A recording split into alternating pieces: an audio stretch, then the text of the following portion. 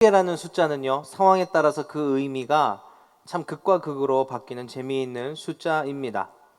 수많은 것들 중에 한 개는, 또 하나는 그것이 가진 의미나 값어치가 참 별 볼 일 없는 것으로 여겨질 때가 많이 있습니다. 예를 들어서 과자를 먹을 때 봉지 안에 과자가 많이 있으면 과자 하나하나는 그다지 귀하지 않습니다. 한 번 먹을 때 두세 개씩 먹기도 하고, 혹여나 땅에 떨어뜨리면 땅에 떨어져도 대수롭지 않게 새 것을 하나 집어 먹게 되죠. 그런데 만약에 이 봉지 안에 과자가 점점점 줄다가 이제 딱 하나 남으면 얘기가 좀 달라집니다. 이 하나 남은 과자는 한 번에 먹어버리기엔 뭔가 아쉽고 아까운 소중한 과자가 되어버립니다. 저희 집에 딸들이 둘 있는데요, 이 아이들이 이런 경우에 어떻게 행동하는지 아십니까? 과자가 하나 딱 남으면 그걸 한참을 들고 다닙니다. 그러다가 입에 넣고 처음엔 와그작 와그작 먹던 걸 빨아먹기 시작합니다. 빨아먹기 조금 애매하다, 그럼 갉아 먹습니다. 쥐도 아닌데. 그러다가 심지어 뚝 떨어뜨리잖아요. 이전에는 더럽다고 안 먹더니 탁 줍고 후후 불면서 하는 말이 3초 안에 주스면 깨끗해서 괜찮아. 그러면 입에 얼른 넣습니다. 참 재밌지 않습니까? 똑같은 하나인데 어떤 때는 참 하찮은 취급을 받다가 어떤 때는 굉장히 소중한 하나가 되어집니다. 세상에는 셀 수 없이 많고 많은 사람이 존재합니다. 그런데 그 속에서 저와 이 자리에 앉은 여러분들은 모두가 참 신기하게 같은 사람이 하나도 없는 딱 하나뿐인 존재입니다. 세상에서 유일한 우리는 과연 어떤 하나의 의미로 살아가고 계십니까? 대수롭지 않은 여럿 중에 하나입니까? 아니면 가장 소중한 그 하나입니까? 저는 이곳에 있는 우리 모두가 가장 귀하고 소중한 하나로 여김받는 인생을 살아가길 주님의 이름으로 축복합니다. 옆에 있는 분들과 함께 인사하면 좋겠습니다. 당신은 소중한 존재입니다. 네, 아멘. 네, 우리 성도님들 소중한 존재입니다. 그런데 삶을 살아가다 보면 실상 우리의 삶의 모습에서 진짜 소중한 한 사람으로서의 인생을 살아가는 것이 쉽지가 않습니다. 왜 그럴까요? 우리가 살아가는 이 세상은 모든 사람을 소중히 여기는 세상이 아니기 때문입니다. 세상은요, 많은 사람들 중에서 남들보다 물질을 더 많이 가졌거나 아니면 남들보다 더 높은 자리에 있거나 적어도 내세울 만한 게 한 개라도 더 있는 사람은 귀하게 여기지만 존재만으로 사람을 귀하게 여기지는 않는 곳입니다. 오히려 한 사람의 존재 가치를 귀하게 여겨주기는커녕 연약하고 가진 것 없는 사람들을 차별하고 무시하는 것이 세상입니다. 그렇다 보니까 세상의 대부분의 보통 사람들은 별 볼 일 없는 하나로 취급되기 일쑤입니다. 보통의 삶을 살아가는 우리도 마찬가지죠. 그래서 우리 삶에는요, 자괴감, 짙은 패배감이 시도 때도 없이 찾아올 때가 많습니다. 안타까운 것은 우리는 이미 그런 감정에 너무 익숙해진 상태로 살아갑니다. 원래 그렇지 뭐 라고 대수롭지 않게 여긴다는 거죠. 그런데 과연 이러한 삶을 정상적인 삶이라고 할 수 있을까요? 아무리 세상이 원래 다 그런 거라고 그렇게 살아간다고 해서 이것이 정상이라고 할 수는 없습니다. 왜요? 이런 자괴감, 패배감, 우리의 삶을 더 불행하고 피폐하게 만들기 때문입니다. 심한 경우에 우리의 마음과 심령이 상해서 우리가 오늘을 살아가는데 아무런 소망을 갖지 못하게 하는 게 이런 감정들이죠. 이 시대에 수많은 사람들이 왜 내일 없는 오늘을 살아갑니까? 때로는 스스로 목숨을 포기하는 일이 왜 벌어질까요? 바로 세상이 주는 이 자괴감 때문이에요. 패배감 때문이에요. 나는 아무것도 아니야. 나는 이러한 감정들이 들기 시작하면 깊은 절망에서 이러한 일들을 겪게 되어버린다는 겁니다. 그래서 우리는요, 이 세상에서 가장 귀하고 소중한 하나의 존재로 살아야만 합니다. 그것이 우리가 사는 길이고 우리의 인생을 정말 행복하고 복되게 만드는 비결입니다. 그렇다면 우리는 어떻게 해야 그런 소중한 인생으로서의 삶을 살아갈 수가 있을까요? 되게 어려울 것 같지만 사실 이건 너무너무 간단한 일입니다. 우리를 바라보시며 우리 존재 자체를 귀하게, 아주 소중하게 여기는 그 한 분 앞에 나아가면 되는 겁니다. 특별한 게 없으면 취급도 해주지 않고 또 아무것도 아닌 사람으로 여기는 세상 앞에 나아가가지고 야, 나를 좀 소중히 여겨달라, 나는 괜찮은 사람이야, 떼쓸 필요도 없이 내 존재만으로 나를 가장 사랑하는 그분 앞에 나아가기만 하면 그분으로 인해 우리의 인생은 가장 귀하고 복된 인생이 되는 것입니다. 그분이 누구실까요? 바로 우리의 하나님 아버지시죠. 하나님은 우리를 만드시고 이 땅 가운데 보내신 분입니다. 특별히 우리를 만드실 때 되는 대로 막 만들었나요? 제 생긴 게 좀 되는 대로 생겼지만 저를 막 만드시지는 않으셨어요. 하나님께서는 자기 형상을 따라 만드셨고요, 또 그 각자 속에는 다른 개성과 하나님의 계획을 다 품고 만드셨습니다. 그래서 하나님은요, 창세기에서 말씀하셨던 것처럼 우리를 여전히 바라보면서 심히 좋았더라 라고 말씀하시는 분이에요. 그리고 우리가 하나님 안에서 복을 누리고 살아가기를 지금도 원하시는 분이신 줄 믿으시기 바랍니다. 그래서 우리가 정말 가치 있는 인생으로 행복하게 살기 위해서는요, 다른 데 갈 필요가 있다 없다? 없다는 거예요. 그냥 우리를 너무 사랑하시는 그 하나님 아버지 앞으로 가기만 하면 되는 겁니다. 사실 존재만으로도 귀하게 여긴다는 이 하나님의 사랑과 그 마음, 어쩌면 세상에 찌든 우리는 조금 안 믿어질 수도 있을 것 같습니다. 하나님 진짜 나를 이렇게 살아가는 나를 사랑하시겠어? 내가 뭐라고 의심할지도 모르겠어요. 저도 종종 그런 생각이 듭니다. 제가 봐도 한심한 제 모습이 있고 악한 제 모습이 있고 죄에서 여전히 허덕이는 제 모습을 볼 때마다 하나님 나를 도대체 어떻게 생각하실까? 저도 고민이 될 때가 있거든요. 그런데요, 요즘 제가 그 하나님의 마음을 조금 알 것 같아요. 오늘 광고를 통해서 대부분 아시겠지만 일주일 전에 딱 지난주 주일 아침 7시에 제가 셋째 아이가 이제 저희 집에 태어나게 되었습니다. 첫째가 딸, 둘째도 딸, 셋째는 걔도 딸이에요. 왜 그래요? 서운하지 않아요? 딸만 셋인 아빠가 되었는데, 혹시 제가 셋째마저 딸이라고 해서 되게 실망하고 속상했다고 생각하시는 겁니까? 저는 사실 제가 좀 걱정됐어요. 가서 괜히 이렇게 얼굴 표정 내색을 잘못할 것 같아가지고. 그도 그럴 것이, 제가 첫째 낳을 때요, 첫째 나오면 TV에서 그런 거 있잖아요. 아이들이 태어나면 아빠들이 애를 안고 눈물을 뚝뚝 흘리면서 여보 수고했어 이러잖아요. 저는 안 그랬어요. 정신도 너무 없는데 애가 딱 태어났는데, 저 애가 태어나면 와 할 줄 알았거든요. 오 이렇게 했어요. 퉁퉁 불어가지고 이거 어떻게 예쁘다고 해야 되지? 저는 처음에 너무 당황했거든요. 근데 둘째도 별반 다르지가 않았어요. 영 익숙해지지 않는 거예요. 그러니까 사실 셋째가 딸이라서 서운할까 이게 아니라 또 그럴 것 같아요. 너무 덤덤해하거나 이렇게 감격 없이 셋째를 받을까봐 제가 스스로 걱정하고 들어갔는데 이번엔 좀 다르더라고요. 셋째가 딱 나왔는데요, 저도 모르게 가슴이 뭉클한 거예요. 그래서 눈물이 나오려고 그러는데 또 남자가 함부로 울면 안 되지 않습니까? 아내 앞이라고 꾹 참으면서 잘 났어? 지난번보다 훨씬 빨리 났어. 괜한 소리 했다고 혼만 났어요. 자녀가 이미 둘이 있어요.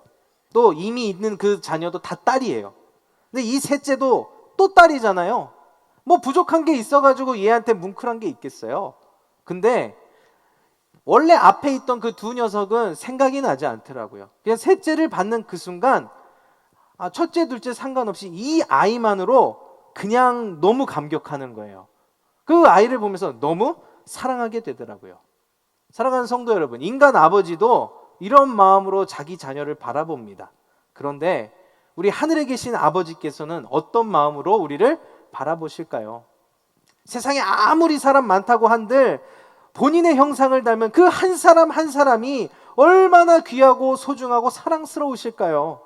실제 하나님은요, 예수 그리스도를 이 땅에 보내심으로 하나님의 마음을 완전히 우리에게 보여주셨어요. 증명하셨어요. 로마서 5장 8절 말씀, 우리 너무나도 잘 아는 구절인데 한번 다 함께 읽어보기를 소망합니다. 시작!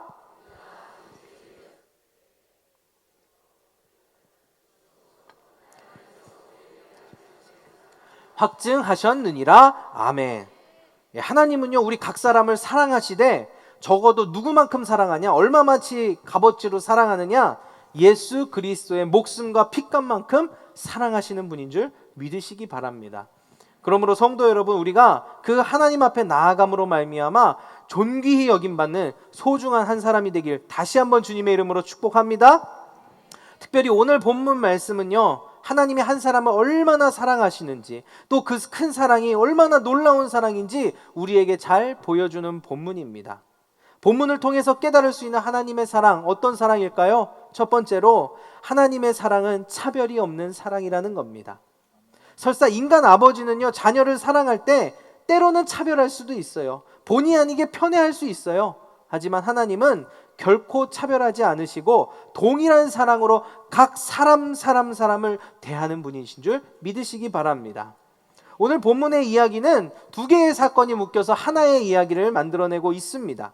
예수님께서 이방 땅에서 사역을 마치신 이후에 다시 유대 땅으로 돌아오시는데, 이 가버나움으로 돌아오시는 중이었습니다. 그런데 이때 예수님을 목 빠지게 기다리던 한 사람이 있었습니다. 그 사람이 누구냐? 바로 이 지역의 회당장이었던 야이로라는 사람이었습니다.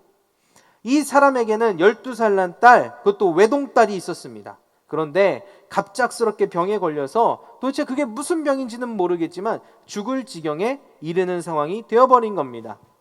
예수님께서는요, 이 하나뿐인 외동딸의 생명을 구하는 야이로, 이 아버지의 부르짖음을 외면하지 않으셨어요. 이 작고 작은 어린 아이를 하나 위해서 예수님은 바로 발걸음을 옮기십니다.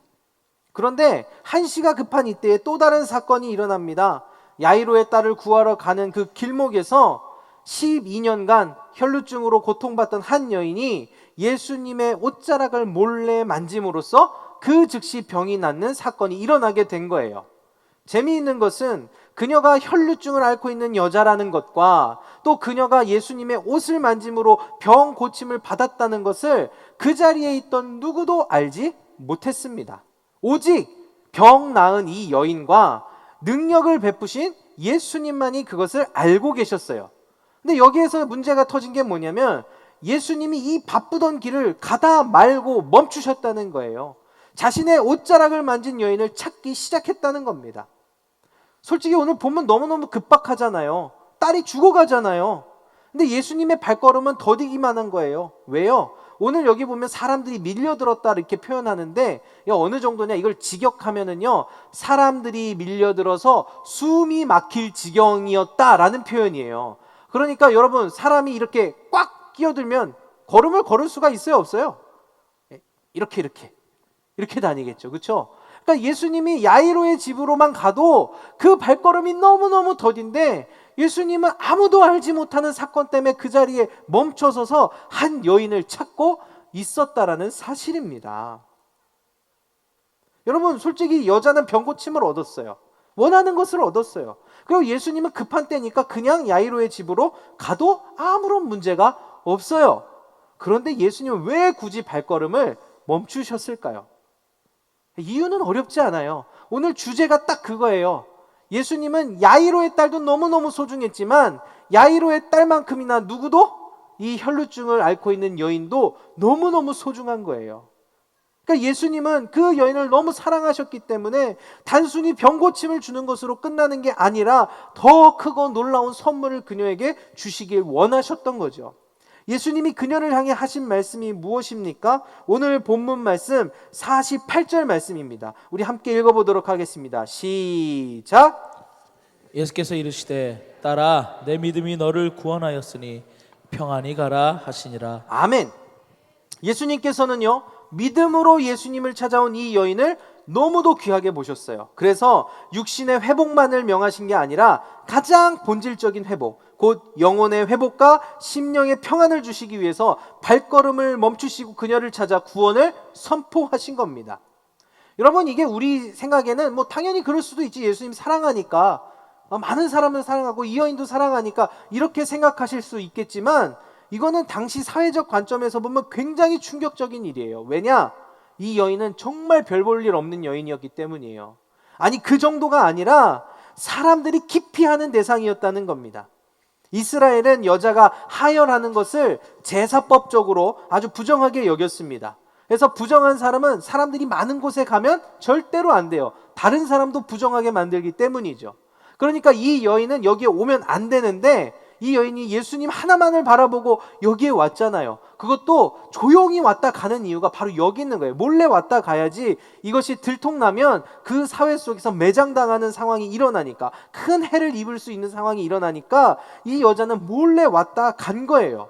그런데 이 여자가 그러면 뭐 부정한 건 둘째치고 예수님이 그녀를 이렇게 고쳐주고 또 뭔가를 또 더 큰 선물을 주실 만한 가치가 있는 여인인가, 남들보다 더 높은 지위에 있거나 혹은 남들보다 더 많은 것을 가지고 있는 여인인가, 또 그것도 아니라는 거죠. 오늘 병행 구절인 마가복음 26장 그 상반절에 5장 26절 상반절에서는요, 이 여인이 어떠한 상황에 있는지 얘기하고 있는데요. 마가복음 5장 26절은 이렇게 말합니다. 많은 의사에게 많은 괴로움을 받았고 뭐도 가진 것도 다 허비하였으며 아무것도 없었다는 거예요. 가진 것도 없고 높은 지위에 있는 것도 아니고 많은 사람에게 쉽게 괴롭힘 당하고 심지어 부정하다고 여겨지는 이 여인을 예수님은 찾아내서 사랑하셨다는 건 엄청 충격적인 얘기예요. 왜요? 지금 비교가 되고 있는 야이로의 딸과 너무 다른 상황이거든요. 야이로의 딸은 어떤 존재인지 아세요? 사실 딸이 대단한 건 아닌데 야이로가 대단하죠. 그 당시 회당장은요, 사회 안에서 완전 VIP로 여겨지던 사람입니다. 보통 한 회당 안에는 3명의 회당장이 있었습니다. 이 사람들은 재판을 주관했고요, 설교자와 성경 봉독자를 선정했고요, 심지어는 설교를 심사하고 감독하면서 회당의 모든 업무를 총괄하는 사람이었습니다. 종교 중심적인 이스라엘에서 이만한 일을 하는 사람은 정말 높은 사람, 대단한 영향력을 갖고 있던 사람이에요. 그 사람의 딸이에요. 지금 아픈 사람이. 그러면 이 여인과 회당장의 딸과 우리 일반적으로 볼 때 누가 더 귀한 가치를 가지고 있다고 우리가 보통 얘기합니까? 우리가 외면적으로는 사람 다 똑같지라고 이야기하지만 아까도 말했듯이 세상은 절대 사람을 똑같이 평가하지 않습니다. 다 야이로의 딸이 훨씬 더 중요하다고 여길 것이 이때 당시 사람들의 모습이었다라는 거죠. 그런데 예수님은 이 야이로의 딸이나 혈루증을 앓고 있는 여인이나 보여지는 것으로 인해 차별하지 않으셨습니다. 아무리 혈루증을 앓던 여인이 사회적으로 보잘것없다 할지라도 그녀가 예수님 앞에 나와 무릎을 꿇고 예수님을 의지했다는 그 사실만으로, 예수님께 소망을 두었다는 이 이유만으로 그녀를 사랑하시고 회복하시되 온전하게 회복하신 것이 바로 예수님의 사랑인 줄 믿습니다. 사랑하는 성도 여러분, 여러분들은 어떠한 모습으로, 어떠한 조건으로 이 세상을 살아가고 있습니까? 예수님 앞에 나오는 데는요, 이게 아무 소용이 없다라는 거예요. 그저 예수님은 좋은 조건의 사람이든 그렇지 않은 사람이든 그냥 예수님께 나오는 그 한 사람을 찾고 계실 뿐이고, 우리가 담대함을 가지고 두려움 없이 주님 앞에 나아갈 때에 우리를 사랑하고 존귀히 여기고자 하시는 예수님의 사랑을 우리는 모두 받아 누리게 될 줄 믿습니다. 그런데 여기서 한 가지 짚고 넘어가야 할 게 있어요. 차별이 없다, 이런 말이요, 보통 우리에게 어떻게 들리는 줄 아세요? 연약한 사람, 결핍이 있는 사람에게 소망이 된다. 그래, 가진 게 없어도 예수님 때문에 나는 그곳에서 더 큰 은혜와 축복을 누릴 수 있어. 보통 약자의 입장에서 생각할 때가 많습니다. 그런데 차별이 없다는 게 진짜 그런 걸까요? 아니에요. 약한 자의 하나님은 누구의 하나님이 되실까요? 또 강한 자의 하나님이 되시는 거예요. 야이로의 딸을 보세요. 그리고 이 혈루증을 앓던 여인을 보세요. 둘 다 참 재미있게 12년이라는 숫자가 그 인생에 걸려 있어요. 이 여인은 12년 동안 고통받고 너무너무 힘들었던 여인이죠. 그렇죠? 근데 반면 야이로의 딸은 12년 동안 아무런 문제 없이 아주 평안하게 살던 사람이 바로 야이로의 딸이에요. 이 두 사람의 인생 너무 극과 극이잖아요. 그런데 이 순간 이 두 여자에게 공통점이 하나 있는 거 아세요? 그게 뭔지 아세요? 이 둘 다 예수님이 필요했다라는 거예요. 우리가 어떤 삶을 살든지 간에 우리 모두는 다 예수님이 필요하다는 걸 이 말씀은 우리에게 보여주고 있는 거예요. 어려운 사람만, 부족한 사람만, 연약한 사람만 예수님께 나오라는 게 아니라 나의 어떤 조건과 환경을 떠나서 그저 예수님 앞에 모두가 나와야 한다는 걸 예수님은 우리에게 말씀하고 있는 거예요. 왜 그런 줄 아세요? 우리가 가지고 있는 상황과 조건, 내가 갖고 있는 그 모든 것들이 나를 살릴 수 있는 능력이 있다 없다? 없기 때문이에요. 사랑하는 성도 여러분, 우리가 이 사실을 잊지 않기를 원합니다. 오직 나를 귀하게 만드시는 그 하나님 앞으로 나오시기를 소망합니다. 내가 연약하고 부족하고 너무너무 고통 중에 있다면 그 고통 중에 있는 그 모습 그대로 주님 앞에 나오세요. 나에게 아직 어떤 부족함이 없고 내 인생이 평안하다, 그렇다 할지라도 우리는 그 평안 가운데 감사함으로 예수님 앞에 나오세요. 그렇다면 우리 주님께서는 그 누구도 차별하지 않으시고 우리 모두를 하나님의 자녀 삼아 주셔서 하나님이 예비하신 복을 받아 누리게 하실 줄 믿습니다. 두 번째로, 하나님의 사랑은요, 어떤 사랑인가? 불가능이 없는 사랑입니다. 본문에서 차별 없는 사랑을 보여주신 이 예수님의 모습은요, 우리에게 굉장히 큰 감동을 줍니다. 그러나 그 감동은 너무나도 금세 절망적인 모습으로 우리에게 다가오게 됩니다. 왜냐하면 예수님이 이 일로 지체하는 사이에 야이로의 딸이 숨을 거두어 버리기 때문이에요. 49절을 보면요, 혈루증에 걸렸던 여인과 대화가 끝나기도 전에, 그러니까 기쁨이 채 가시기도 전에 야이로의 집에서 사람이 와가지고 야이로에게 이야기합니다. 당신의 딸이 죽었습니다. 더 이상 예수님을 괴롭게 하지 마십시오. 굉장히 예수님을 배려하는 말처럼 보이죠? 근데 이게 무슨 뜻인 줄 아세요? 이제 더 이상 소망이 없습니다. 예수님 오셔봐야 아무런 소용이 없어요. 헛수고예요. 그냥 예수님 돌아가세요 라고 말하는 것이랑 똑같은 말이에요. 우리는 어쩌면 이 상황을 지극히 당연하고 현실적으로 받아들일지도 모르겠습니다. 각 사람 하나하나를 모두 사랑하는 그 하나님의 마음은 충분히 이해되지만 현실적으로 불가능한 것 같잖아요. 둘 다 차별 없이 사랑했지만 한쪽은 나음을 얻었고요, 한쪽은 죽어버렸습니다. 혈루증에 걸렸던 여인을 사랑한 것은 당연히 나쁜 의도는 아니에요. 그런데 결과는 모두 옳다고, 모두 좋다고 할 수 없는 상황들이 지금 벌어져 버리고 만 거예요. 그래서 우리는 쉽게 단정하는 거죠. 모든 좋은 의도가 모든 좋은 결과를 이뤄낼 수는 없지. 근데 왜 우리가 이렇게 예수님을 생각할까요? 우리가 그렇게 살기 때문이죠. 우리는 한계가 많잖아요. 그렇죠? 못하는 게 많아요. 할 수 있는 것보다 못하는 게 훨씬 더 많은 사람들이에요. 그러다 보니까 우리의 머리와 우리의 경험과 우리의 생각으로 예수님을 바라보고 하나님을 바라봅니다. 더 나아가서 예수님의 능력조차도 우리 머리 안에서 딱 가두어 두고 예수님이 오셔도, 예수님 할아버지가 와도 이건 못할 거야. 아무리 차별 없는 예수님이라고 하지만 나의 이 현실 앞에서 예수님이 하실 수 있는 건 없어. 그저 사랑하는 마음만 주시겠지. 그러나 사랑하는 성도 여러분, 예수님은 우리 예수님 그렇게 하찮은 분이 아니십니다. 우리 사람과 같은 분이 아니십니다. 지금 야이로는요, 아마 집에서 온 종의 말을 듣고 절망에 빠졌을 거예요. 깊은 절망에 빠졌을 거예요. 근데 이 예수님이 야이로에게 뭘 요구하는 줄 아세요? 우리 50절의 말씀을 함께 읽어보면 좋겠습니다. 50절입니다. 시작!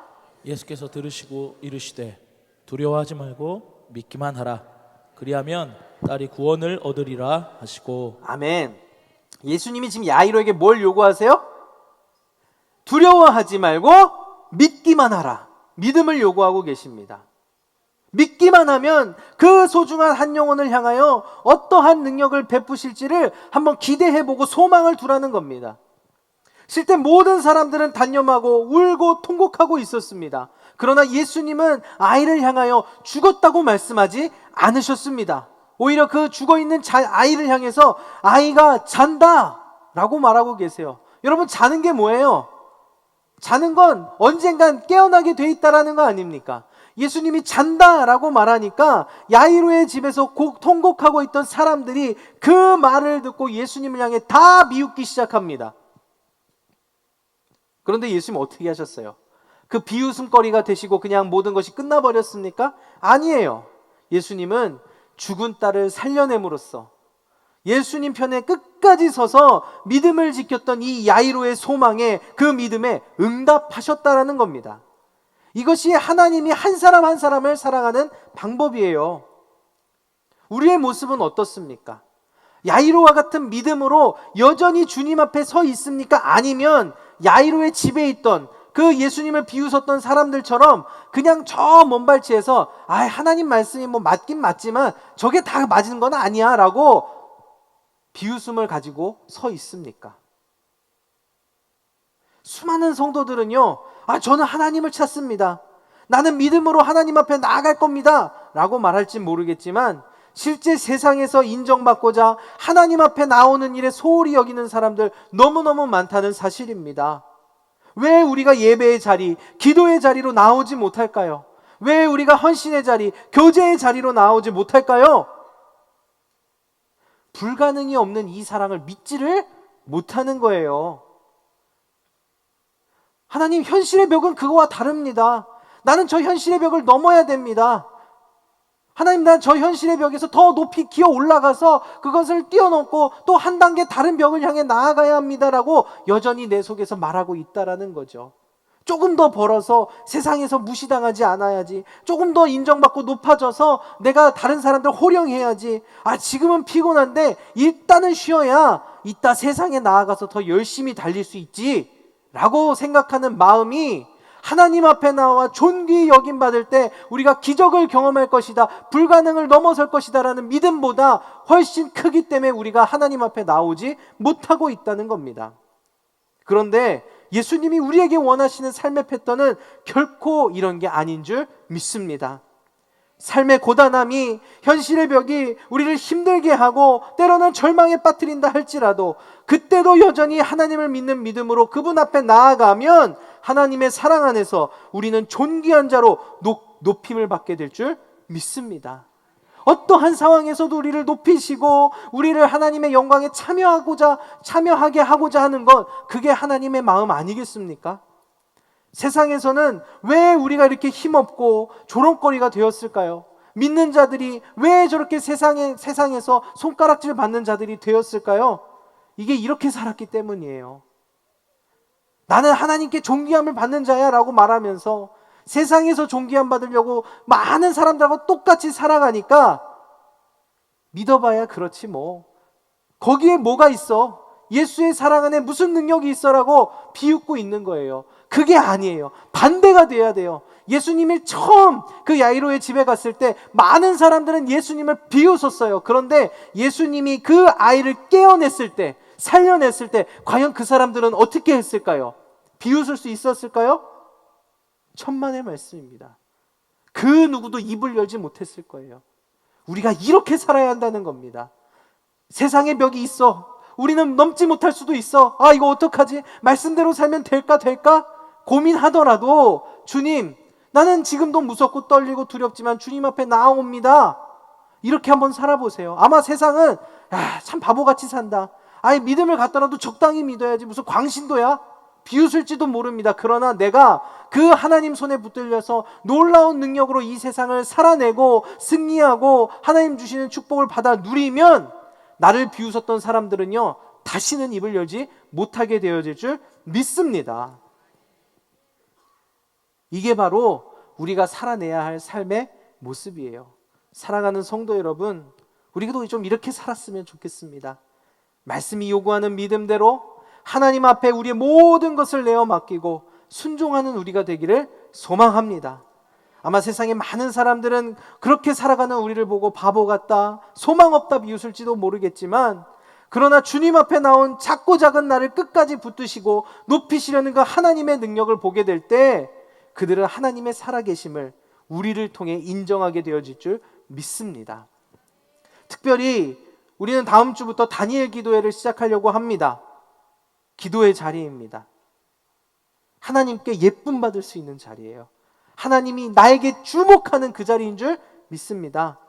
기도의 자리를 사모하셔서 우리가 그 하나님 앞에 나오는 모두가 되면 좋겠어요. 하나님, 나는 지금 세상에서 많은 부분 힘들고 좌절하고 어렵습니다. 하나님, 이제 나는 내 힘으로 이 삶을 살아갈 능력이 없습니다.